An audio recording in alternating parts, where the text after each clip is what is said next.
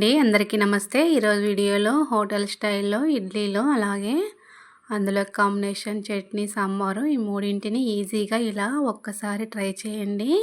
Taste కూడా చాలా బాగుంటుంది. పర్ఫెక్ట్గా హోటల్లో మాదిరే ఉంటుందండి. తప్పకుండా ఒకసారి ట్రై చేయండి. ముందుగా 2 కప్పుల రవ్వకి 1/2 కప్పు మినపప్పుని శుభ్రంగా 2 సార్లు వాష్ చేసి నానబెట్టుకోవాలి. మన ఛానల్ని ఎవరైనా ఫస్ట్ టైం చూస్తున్నట్లయితే ప్లీజ్ సబ్స్క్రైబ్ చేసుకోండి. వీడియోని ఎక్కడా కూడా స్కిప్ చేయకుండా చూడండి, అప్పుడే పూర్తిగా అర్థమవుతుంది. ఇప్పుడు వీటిని 7 నుంచి 8 గంటలు నానబెట్టుకోవాలండి. మినపప్పుని ఇలా నానిపోయింది కదా, ఇప్పుడు దీన్ని పక్కన పెట్టి ఇప్పుడు ఇంకొక బౌల్లో ఒక 2 కప్పుల రవ్వను తీసుకోవాలి. మంచినీళ్ళని వేసుకొని శుభ్రంగా కడుక్కోవాలి. ఒకసారి కడిగి మళ్ళీ నీళ్ళని వేసి ఒక 10 నిమిషాలు నానబెట్టుకోవాలి. ఇప్పుడు ఇది నానే లోపల మనము మినపప్పుని గ్రైండ్ చేసుకుందామండి.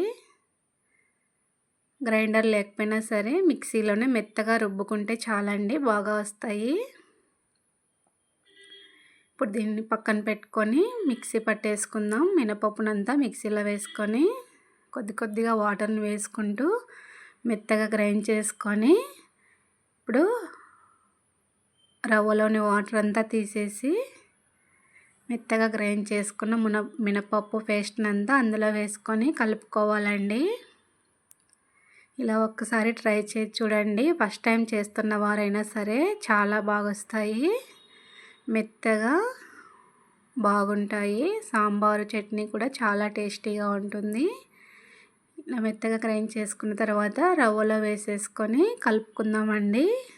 రవ్వలో వాటర్ అంతా పిండాల్సిన అవసరం ఏం లేదు, ఇలా వంపేసుకుంటే చాలు. ఈ రెండింటిని ఇప్పుడు చక్కగా మిక్స్ చేసుకోవాలి.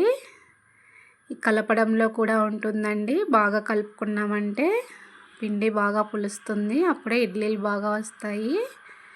వీటిలో సోడా కూడా అవసరం లేదండి, ఓన్లీ టేస్ట్కి తగినంత ఉప్పు వేసుకుంటే చాలు. ఇదైతే నేను నైట్ కలిపి పెడుతున్నాను. మార్నింగ్ కల్లా చక్కగా నానిపోతుంది. నానిపోయిన తర్వాత ఉప్పు వేసుకొని టేస్ట్కి తగినంత ఉప్పుని వేసుకొని కలుపుకొని ఇడ్లీలు పెట్టేసుకోవడమేనండి. వంట సోడా కూడా అవసరం లేదు. ఇలా బాగా కలుపుకోవాలి, ఒకే డైరెక్షన్లో తిప్పుతూ కలపాలండి. ఇలా ఉంటే చాలు, ఎక్కువగా వాటర్ కూడా అవసరం లేదు. నీళ్ళు ఎక్కువైనా కూడా ఇడ్లీలు బాగుండవు. మరీ గట్టిగా కాకుండా ఇలా చూసుకోవాలి. ఇప్పుడు చట్నీ ప్రిపేర్ చేసుకుందామండి. పల్లీలను వేయించుకుందాము. కొద్దిగా ఆయిల్ వేసుకొని పల్లీలు వేగిపోయిన తర్వాత ఇందులోకే కారానికి తగినంత పచ్చిమిర్చిని, కొద్దిగా కరివేపాకుని, చిటికెడు జీలకర్ర కూడా వేసుకొని ఇదంతా ఫ్రై చేసుకోవాలి. ఇదంతా వేగిపోయిన తర్వాత కొద్దిగా కొత్తిమీరని కూడా వేసుకొని అలాగే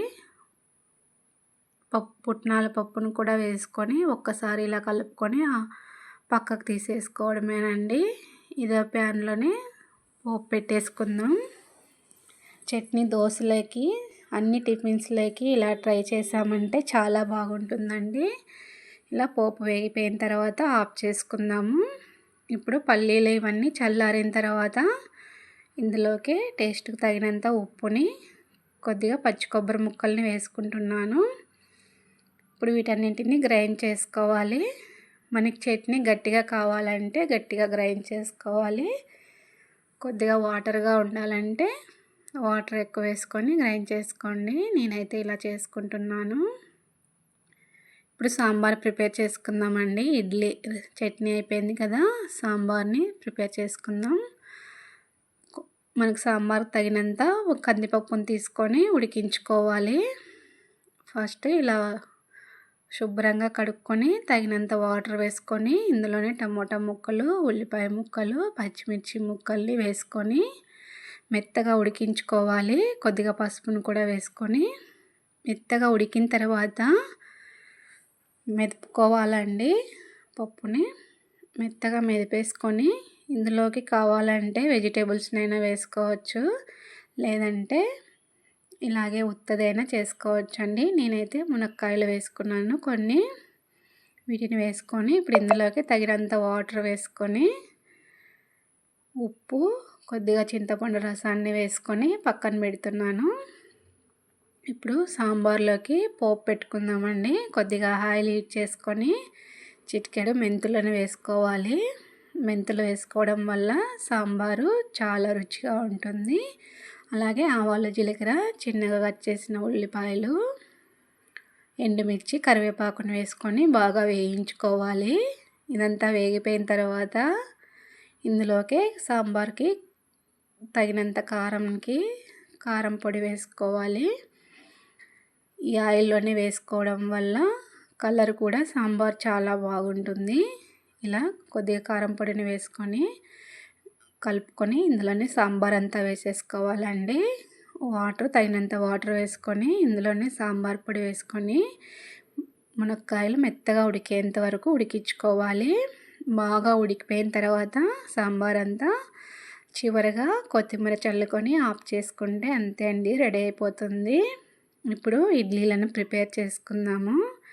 ఇడ్లీ ప్లేట్కి ఆయిల్ పట్టించుకొని కొద్దిగా పిండిని వేసుకొని ఇడ్లీలు పెట్టేసుకుందామండి. మనం ముందుగానే ఉప్పును వేసి కలిపాం కదా, ఇప్పుడు ఇడ్లీ పెట్టేసుకుంటే అంతేనండి. చాలా టేస్టీగా ఉంటాయి.